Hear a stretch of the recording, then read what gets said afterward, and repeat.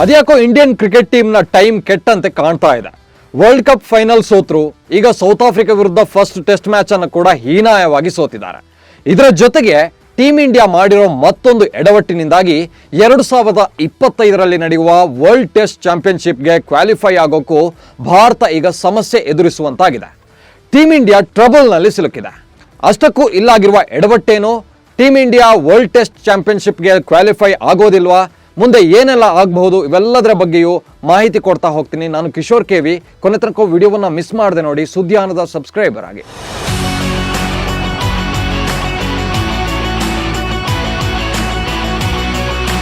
ದಕ್ಷಿಣ Africa ವಿರುದ್ಧ first test ಮ್ಯಾಚ್ನಲ್ಲಿ team India ಸೋಲುತ್ತಲೇ ಮ್ಯಾಚ್ ರಿಸಲ್ಟ್ ಹೊರಬರ್ತಾನೆ ಇಂಟರ್ನ್ಯಾಷನಲ್ ಕ್ರಿಕೆಟ್ ಕೌನ್ಸಿಲ್ ಒಂದು ಸ್ಟೇಟ್ಮೆಂಟ್ ಅನ್ನು ರಿಲೀಸ್ ಮಾಡಿತ್ತು.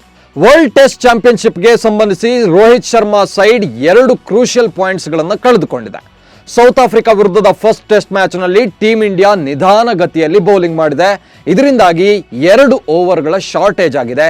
ಹೀಗಾಗಿ ವರ್ಲ್ಡ್ ಟೆಸ್ಟ್ ಕ್ರಿಕೆಟ್ ಚಾಂಪಿಯನ್ಶಿಪ್ಗೆ ಸಂಬಂಧಿಸಿ ಟೀಮ್ ಇಂಡಿಯಾ 2 ಪಾಯಿಂಟ್ಸ್ಗಳನ್ನು ಕಳೆದುಕೊಳ್ಬೇಕಾಗತ್ತೆ ಅಂತ ICC ಸ್ಟೇಟ್ಮೆಂಟ್ ಕೊಟ್ಟಿತ್ತು.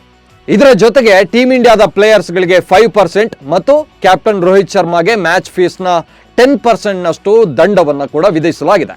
ಹಾಗಿದ್ರೆ ಇದು 2025ರಲ್ಲಿ ನಡೆಯೋ ವರ್ಲ್ಡ್ ಟೆಸ್ಟ್ ಚಾಂಪಿಯನ್ಶಿಪ್ ಮೇಲೆ ಹೇಗೆ ಎಫೆಕ್ಟ್ ಆಗುತ್ತೆ ಅನ್ನೋ ಪ್ರಶ್ನೆ ನಿಮ್ಮಲ್ಲಿ ಬರಬಹುದು.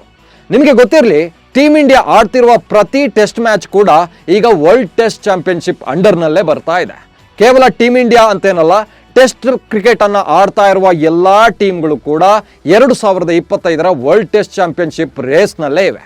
ಸದ್ಯ ಟೀಮ್ ಇಂಡಿಯಾ 3 ಮ್ಯಾಚ್ಗಳಲ್ಲಿ, ಅಂದರೆ ಈ ಹಿಂದೆ ಆಡಿದ ಟೆಸ್ಟ್ ಪಂದ್ಯಗಳನ್ನು ಕೂಡ ಸೇರಿಸಿ, ವೆಸ್ಟ್ ಇಂಡೀಸ್ ವಿರುದ್ಧ ಕೂಡ ಟೆಸ್ಟ್ ಮ್ಯಾಚ್ ನಡೆದಿತ್ತು, ಅದನ್ನು ಕೂಡ ಸೇರಿಸಿ ಒಟ್ಟು ಈಗ 16 ಪಾಯಿಂಟ್ಸ್ಗಳನ್ನು ಗಳಿಸಿದೆ. ಪಾಯಿಂಟ್ಸ್ ಪರ್ಸೆಂಟೇಜ್ 44.44ನಷ್ಟಿತ್ತು. ಹಾಗೆಯೇ WTC ಟೇಬಲ್ನಲ್ಲಿ ಭಾರತ 5ನೇ ಪೊಸಿಷನ್ನಲ್ಲಿತ್ತು. ಆದರೆ ಸೌತ್ ಆಫ್ರಿಕಾ ವಿರುದ್ಧ ಫಸ್ಟ್ ಟೆಸ್ಟ್ನಲ್ಲಿ ಸ್ಲೋ ಬೌಲಿಂಗ್ನಿಂದಾಗಿ 2 WTC ಪಾಯಿಂಟ್ಸ್ಗಳನ್ನು ಟೀಮ್ ಇಂಡಿಯಾ ಕಳೆದುಕೊಂಡಿದೆ. ಹೀಗಾಗಿ 16 ಇದ್ದ ಪಾಯಿಂಟ್ಸ್ ಈಗ 14ಕ್ಕೆ ಇಳಿದಿದೆ. ಪಾಯಿಂಟ್ಸ್ ಪರ್ಸೆಂಟೇಜ್ ಕೂಡ 44.44ರಿಂದ 38.89ಕ್ಕೆ ಡೌನ್ ಆಗಿದೆ. ಇನ್ನು ವರ್ಲ್ಡ್ ಟೆಸ್ಟ್ ಚಾಂಪಿಯನ್ಶಿಪ್ ಟೇಬಲ್ನಲ್ಲಿ 5ರಿಂದ 6ನೇ ಸ್ಥಾನಕ್ಕೆ ಟೀಮ್ ಇಂಡಿಯಾ ಕುಸಿದಿದೆ. ನೋಡಿ, ನಾವು ಒನ್ ಡೇ ಮತ್ತು T20 ಮ್ಯಾಚ್ ವೇಳೆ ಸ್ಲೋ ಬೌಲಿಂಗಿಗಾಗಿ ಫೈನ್ ಹಾಕೋದನ್ನು ಕೇಳಿದ್ವಿ. ಆದರೆ ಟೆಸ್ಟ್ನಲ್ಲೂ ಕೂಡ ಈ ರೂಲ್ಸ್ ಇದೆ ಅನ್ನೋದನ್ನು ಈಗ ಇನ್ನೆಷ್ಟು ಹೈಲೈಟ್ ಆಗಿದೆ. ಯಾಕಂದರೆ ಟೆಸ್ಟ್ನಲ್ಲಿ ಕೂಡ ದಿನಕ್ಕೆ 90 ಓವರ್ಗಳು ಅಂತ ಫಿಕ್ಸ್ ಆಗಿರುತ್ತೆ. ನಿಮಗೆ ಗೊತ್ತೇ ಇದೆ, ಬ್ಯಾಡ್ ಲೈಟ್, ಮಳೆ ಈ ರೀತಿ ಏನಾದರೂ ಸಮಸ್ಯೆ ಆದ್ರಷ್ಟೇ ಸ್ವಲ್ಪ ಕಡಿಮೆ ಓವರ್ಗಳಿಗೆ ದಿನದ ಆಟವನ್ನು ಬೇಗನೆ ಅಂತ್ಯ ಮಾಡಲಾಗುತ್ತೆ. ಇಲ್ಲದಿದ್ದರೆ 90 ಓವರ್ ಆಡಲೇಬೇಕು ಒಂದು ದಿನಕ್ಕೆ. ಆದರೆ ಸೌತ್ ಆಫ್ರಿಕಾ ವಿರುದ್ಧ ಫಸ್ಟ್ ಟೆಸ್ಟ್ನಲ್ಲಿ ಟೀಮ್ ಇಂಡಿಯಾ ಸ್ಲೋ ಬೌಲಿಂಗ್ ಮಾಡಿದ್ರಿಂದಾಗಿ ಈಗ WTC ಪಾಯಿಂಟ್ಸನ್ನೇ ಕಳೆದುಕೊಂಡಿದೆ. ಜಸ್ಟ್ 2 ಓವರ್ ಡಿಲೇ ಆಗಿರೋದು, ಅಷ್ಟಕ್ಕೆ ಕ್ರೂಷಿಯಲ್ 2 ಪಾಯಿಂಟ್ಸ್ ಗಾನ್. ಏನೂ ಮಾಡೋಕ್ಕಾಗಲ್ಲ. ICC ರೂಲ್ಸ್ ನಮ್ಮವರು ಫಾಲೋ ಮಾಡಿಲ್ಲ, ತಪ್ಪು ಟೀಮ್ ಇಂಡಿಯಾದೆ.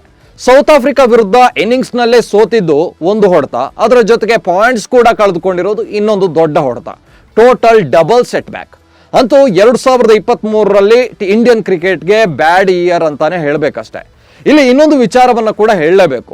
ಒಂದು ವೇಳೆ ಕೇಪ್ ಟೌನ್ನಲ್ಲಿ ನಡೆಯುವಂತಹ ಸೆಕೆಂಡ್ ಟೆಸ್ಟ್ ಮ್ಯಾಚ್ನಲ್ಲಿ ಕೂಡ ಟೀಮ್ ಇಂಡಿಯಾ ಸೋತ್ರೆ ಆಗ WTC ಕ್ವಾಲಿಫಿಕೇಷನ್ಗೆ ಸಂಬಂಧಿಸಿದಂತೆ ಟೀಮ್ ಇಂಡಿಯಾದ ಸಿಚುವೇಶನ್ ಇನ್ನಷ್ಟು ಸೀರಿಯಸ್ ಆಗಿಬಿಡುತ್ತೆ.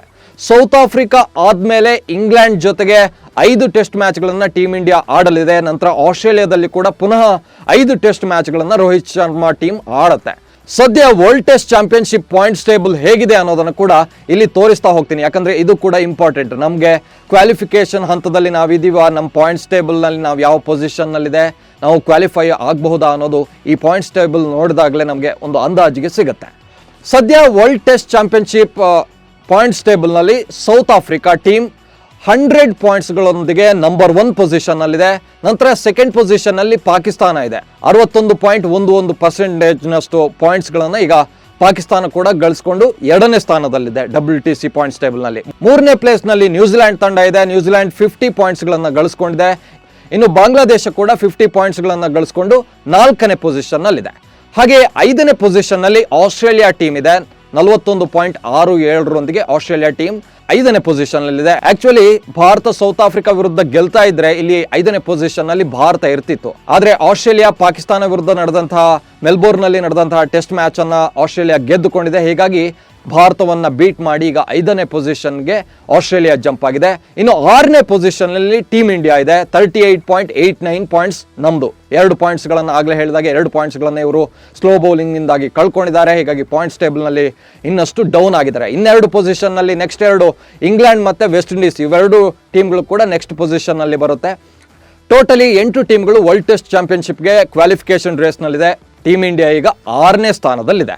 2025 ಜೂನ್ನಲ್ಲಿ ವರ್ಲ್ಡ್ ಟೆಸ್ಟ್ ಚಾಂಪಿಯನ್ಶಿಪ್ ನಡೆಯುತ್ತೆ. ಸದ್ಯದ ಪಾಯಿಂಟ್ಸ್ ಟೇಬಲ್ ನೋಡಿದ್ರೆ ಸೌತ್ ಆಫ್ರಿಕಾ ಕ್ವಾಲಿಫೈ ಆಗೋ ಚಾನ್ಸ್ ಹೆಚ್ಚಿದೆ. ಯಾಕಂದ್ರೆ ನೆಕ್ಸ್ಟ್ ಶ್ರೀಲಂಕಾ ಮತ್ತು ಪಾಕಿಸ್ತಾನದ ಜೊತೆಗೆ ಸೌತ್ ಆಫ್ರಿಕಾದಲ್ಲೇ ಟೆಸ್ಟ್ ಸೀರೀಸ್ ನಡೆಯುತ್ತೆ. ಹೋಮ್ ಗ್ರೌಂಡ್ನಲ್ಲಿ ಹರಿಣಗಳನ್ನು ಹೊಡೆಯೋರು ಸದ್ಯಕ್ಕಂತೂ ಯಾರು ಕೂಡ ಇಲ್ಲ. ಅವರು ಅಲ್ಲಿ ಗೆಲ್ಲೋದಂತೂ ಗ್ಯಾರಂಟಿ. ಬಳಿಕ ನ್ಯೂಜಿಲ್ಯಾಂಡ್ ಮತ್ತು ವೆಸ್ಟ್ ಇಂಡೀಸ್ ಮತ್ತು ಹಾಗೆ ಬಾಂಗ್ಲಾದೇಶಕ್ಕೆ ಕೂಡ ಹೋಗಿ ಸೌತ್ ಆಫ್ರಿಕಾ ಟೀಮ್ ಆಡುತ್ತೆ. ಅಲ್ಲಿ ಕೂಡ 2 ಸೀರೀಸ್ ಅನ್ನಾದರೂ ಗೆಲ್ಲಬಹುದು. ಇನ್ನು ಟೀಮ್ ಇಂಡಿಯಾದ ವಿಚಾರಕ್ಕೆ ಬರೋದಾದ್ರೆ ಇಂಗ್ಲೆಂಡ್, ನ್ಯೂಜಿಲ್ಯಾಂಡ್ ಮತ್ತು ಬಾಂಗ್ಲಾದೇಶ ವಿರುದ್ಧ ಭಾರತದಲ್ಲೇ ಟೆಸ್ಟ್ ಸೀರೀಸ್ ನಡೆಯುತ್ತೆ. ಟೀಮ್ ಇಂಡಿಯಾ ಮುಂದಿನ ದಿನಗಳಲ್ಲಿ ಆಡಲಿದೆ.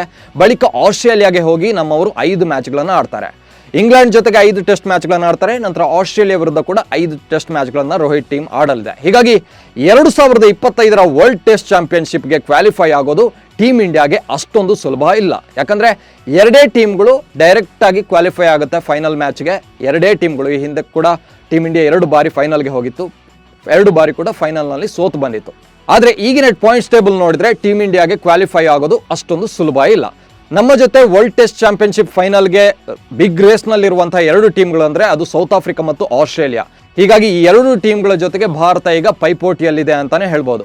ಓವರ್ ಆಲ್ ಆಗಿ ಹೇಳೋದಾದ್ರೆ ಸದ್ಯದ ಪರಿಸ್ಥಿತಿಯಲ್ಲಿ ಟೀಮ್ ಇಂಡಿಯಾ ನಿಜಕ್ಕೂ ತುಂಬಾ ಟ್ರಬಲ್ನಲ್ಲಿದೆ. ಈ ಬಾರಿ Rohit Sharma team world test championship ಫೈನಲ್ಗೆ ಕ್ವಾಲಿಫೈ ಆಗಬಹುದಾ? 2025 WTC ಫೈನಲ್ನಲ್ಲಿ ಆಡಬಹುದಾ? ಈ ಬಗ್ಗೆ ನಿಮ್ಗೆ ಏನು ಅನ್ಸುತ್ತೆ ಅನ್ನೋದನ್ನ ಕಾಮೆಂಟ್ಸ್ ಮಾಡಿ. ಸುದ್ದಿಯನ್ನು ಫಾಲೋ ಮಾಡಿ. ನಮಸ್ಕಾರ.